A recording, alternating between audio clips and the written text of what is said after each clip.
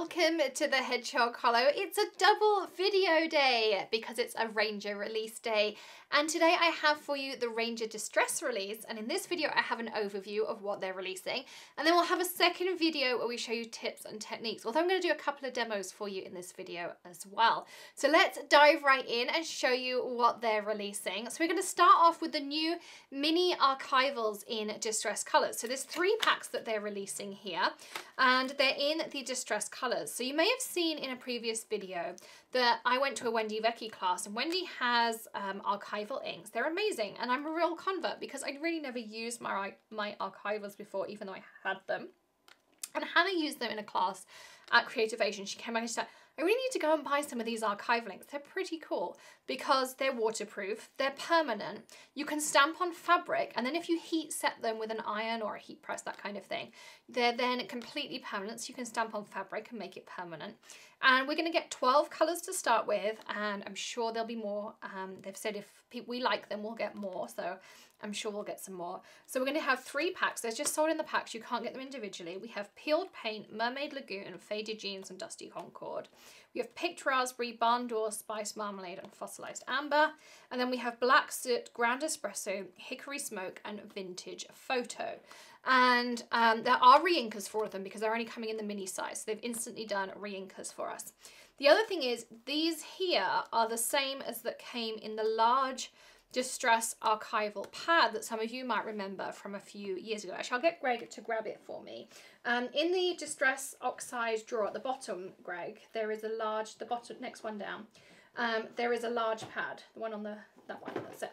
This is a pad. Now you can see how well my pad is used because, well, it's still in its packaging.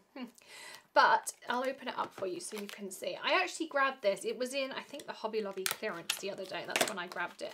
And I was intrigued by it. And this was actually before Creativation, before I knew that these were coming. And apparently it's been around for some time. I'm just going to throw my rubbish at Greg. He's kind of used to it. So what you have is 4 pads in here, and this is the Hickory Smoke, you've got the Vintage Photo, the Ground Espresso, and the Black Soot. And the idea was you kind of had a mixed media palette that was permanent, all those kinds of things, but it's far more convenient, of course, we now have these separate pads. And then they've added a few more colours in by having these here as well. And then we also have the Distress Archival storage tin. So I'm going to open mine up. And I'm going to pop mine in here. Now I got to use the Black Soot of this in my Tim Holtz class that I did at Creativation, and I was really impressed. I really enjoyed using it, and I like the fact that I have these. So I can stamp over my alcohol inks with these because archival inks will dry on non-porous surfaces, which I think is pretty cool. So we can stamp over our new alcohol pearls, we can stamp over our regular alcohol inks, we can stamp over our alcohol lift prints, and by having 12 colours, we fill a whole archival ink tin, which means we're going to need another Tim Holtz drawer of inks, which means Greg needs to pop to IKEA and build us some more shelves, which means we have some fun new things to play with here too. So let's slide all these in. So we also have that perfect storage solution, so you can see there. And I'll pop links to all these things, of course, in the description below for you. So we have our nice storage there as well. So that's one of the new things. Now, I'm sure the other thing, you've all seen these in our Back from Creativation video, but we have 12 new Distress Oxide sprays. So I've arranged these in a very pretty rainbow order along the edge of my glass mat here. I left a little gap so you could see my archivals. But I've had so much fun playing with these. We used 2 in our Tim Holtz class, and I do have my samples here. I took them off the back wall. So this was the class that Hannah and I took, and I know you've seen these in other videos, but we used the Bundled Sage and the Vintage Photo. Now, I used more of the Bundled Sage, hence mine looks a little bit more of the grey, and Hannah used a little bit more of the Vintage Photo. We stamped at the bottom here using that archival Distress Black Soot, but look how beautifully chalky those finishes are, and they're just so much fun to play with. It is Distress Oxide in a spray. It behaves like Distress Oxide except you can do all sorts of other things with it. We had so much fun playing with them. So let me show you. For those of you who haven't played with Distress Oxides, and Greg is learning, I actually did a similar video to this for scrapbook.com, and he saw them and he's like, can we do this in a video? Because they're super cool. So these are distress inks. This is the regular distress ink that's been around for a long time. It comes in a black pad, also comes in a mini size. Then we have Distress Oxide, comes in a silver case, does not come in a mini size. They say that the surface area of the pad is necessary for the chemical reaction of the pigment and dye fusion to take place. Let's take the lids off. We have, this is your regular dye ink Distress, and this is your dye pigment fusion of Oxide. I'll put a link in the top right hand corner to an overview video I did about Distress Oxides when they came out, I think 2 years ago now. Creativation before last. So let's have a look how they look differently on paper. So that's your regular dye. This is your Oxide. So your dye ink is very bright, your Oxide is a little more chalky, and then when you spray them, your dye obviously reacts with water, your Oxide is going to oxidize. Greg's pointing, say spray it. So let's spray the two. I'm going to give them a quick dry because otherwise it's going to run everywhere as soon as I pick it up. And you're going to notice that your Oxide is whiter, it's chalkier, you get an oxidized reaction. Your red is more distressed, it's going to run like a watercolor. And so you're just going to get two different reactions. But I think the coolest part of Oxides is how it behaves on black. So I'm going to hold that a little closer so you can see. So you've got your Oxide at the top, you can see that's nice and got a little bit chalkier, and then you've got the dye at the bottom there. So they're the difference on white cardstock. Now, when you go to use it on black, your dye is just going to soak straight into your black cardstock, you see nothing. However, when you take your Oxide onto black, how cool is that? Because you have the pigment and the dye fusion, the pigment sits on top of your black cardstock, and it really pops out against the red, which is pretty cool. And that still goes for your Distress Oxide sprays, because I used them just now in another video, and I made a really pretty tag on craft cardstock, and you can see here how that craft cardstock, those colours are still popped out. I used the Dusty Concord, I used the orange, which is the spiced marmalade, and I used the cracked pistachio, and you can still see all of those colours because they pop out on black cardstock. So I think that's super cool that you can use Oxides on black. But let me show you how the sprays work. Now, of course, your sprays are going to also work on your distress tags and your watercolor cardstocks, all those kinds of things as well. And you know me and my splat boxes. I love my splat box because this is the Holtz Splat Box. This folds flat, and so I can spray in here like I'm going to now. But the other thing I really like about it is if I want to, and I want to get some different techniques, let's actually spray like this for a change. And I'll turn it around so you can see I can stand my cardstock up and I can kind of get drip techniques and other fun things. Let's spray on some black. I'm going to turn that piece of black cardstock around that I had. So the one thing about Distress Oxides is whether you get the re-inkers, that one's I've been using. So let me grab out another re-inker. So the one thing you'll notice about Distress sprays and the re-inkers is they separate. So let's grab one I didn't use last time. They have the pigment in the bottom. Let's find a little, you can see there, the pigment lays in the bottom and the pigment is separate and the dye is on top. So with both of them, you need to give them a shake before you use them. So if you're going to use the re-inker, you would give it a shake before you use it. The same applies with the spray, and you can either do that by swirling it around and around. And Tim has said, if you're not going to use the tip I'm about to give you, do swirl it around and around, because the way the oxides are kind of chemically made, you can end up with some oxide coming out of here. But his tip was to grab some kitchen towel, put it around the top, and really just give it a good shake. And you'll hear there's a silver or metal ball in there. And that's what's going to bind the two pigments and dyes together. So just give it a really nice shake, just like that.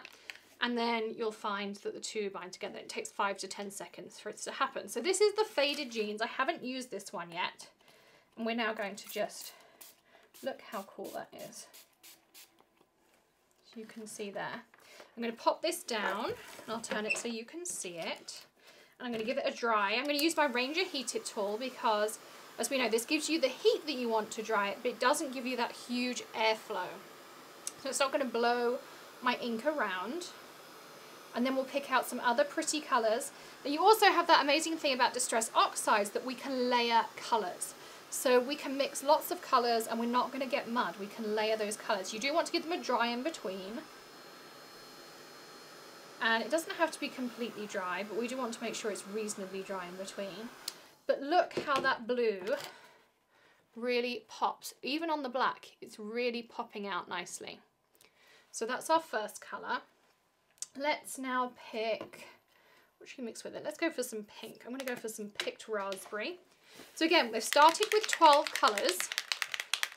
Just wrapped my kitchen towel around the top. 5 to 10 seconds, that's all it takes. And you really do see the difference. It kind of goes from the two separate pieces to a really nice kind of creamy colour. I'm going to add that little bit of pink. You can see there, how cool does that look? So I've mixed my pink and my blue. I don't have purple on my cardstock. I have pink over my blue. And that's because my blue was dry underneath. They're not going to mix. And then we're going to oxidize them. Once I've added a few different colours, we're going to oxidize them together. And then you're going to see where the magic really happens. So Tim was explaining that these are not just re-inkers, that they've watered down or anything like that. It really did take them a while to work out how to put oxide into a spray to make sure that it behaved like a Distress Oxide.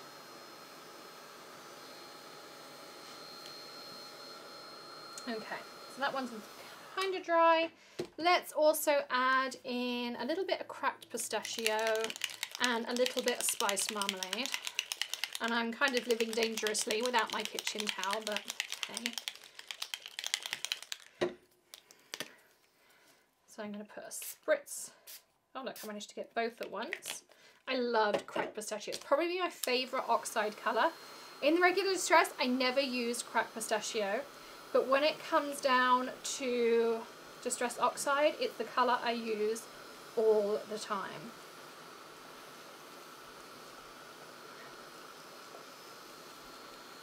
And now I'm going to live crazy dangerously, and I'm going to add some spiced marmalade on, which, as you know, this would create mud if it wasn't oxide. But we're layering all these gorgeous colours together. And I'm using a splat box, so I have no Distress Oxide on my glass mat. It is all in my splat box.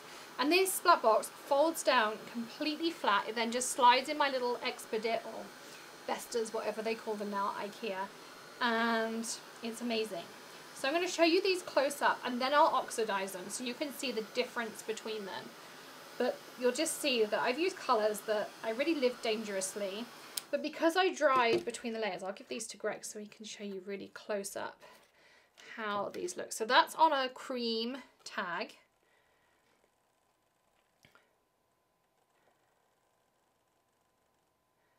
How pretty is that?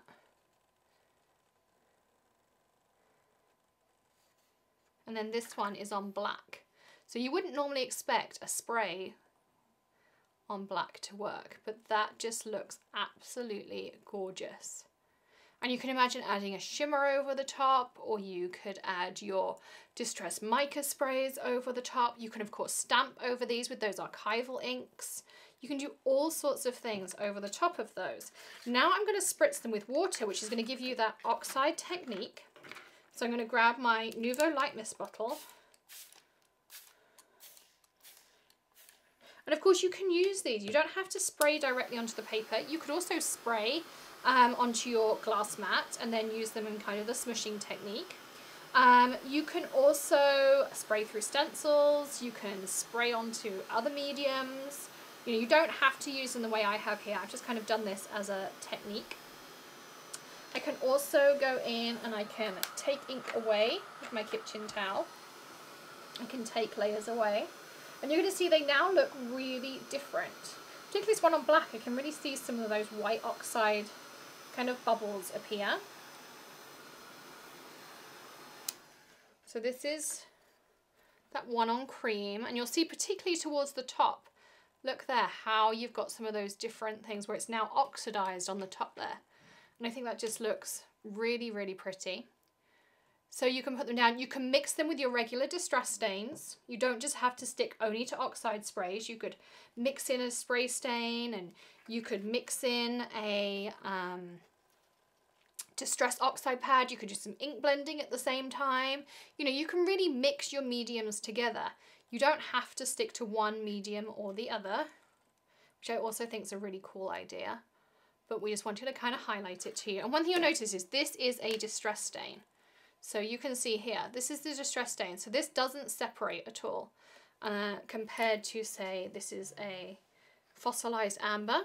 So you can see in the bottom there, you have that pigment down the bottom. So that's the difference between the two. But I could put this on the top now, and I would then just have another layer that I'd be mixing on. But look how pretty the bottom of my splat box is too. You know, I also end up with some really pretty things in there. And this is really easy because now I'm done with my splat box and I want to put it away. So what do? I can fold it down. I kind of have to do it towards me. I find it a little bit easier. But I just flick out my two edges. And Greg loves this because it really makes his clear up a lot easier. And I just fold it back on itself, fold it down, fold it down, fold it down. And that's it. That's what now goes in my bookcase. Look. That's it. And it folds up when I want it to, it folds down, and I'm ready to go. And I think that's a really neat idea. Now, of course, we'll add all of the links in the video description for you. Any coupon codes we have, we'll add those for you as well. They'll all be in the video description for you as well. And if you go to thehedgehoghollow.com, you can sign up for our weekly newsletter. We send it out just once a week on a Friday. And that also has all of our weekly deals and steals for you in it as well. So you can make your crafty budget go even further every Friday. So sign up for that too. Don't forget to hit that subscribe button and ring the bell so you get notifications for all our future videos, because I will be using these products a lot. I'm absolutely in love with them. And check out that second video we've uploaded today as well, using some techniques in some projects with these fantastic new inks too. Don't forget to give us a thumbs up if you enjoyed this video, and I'll see you again very soon. Happy stamping, everyone. Bye.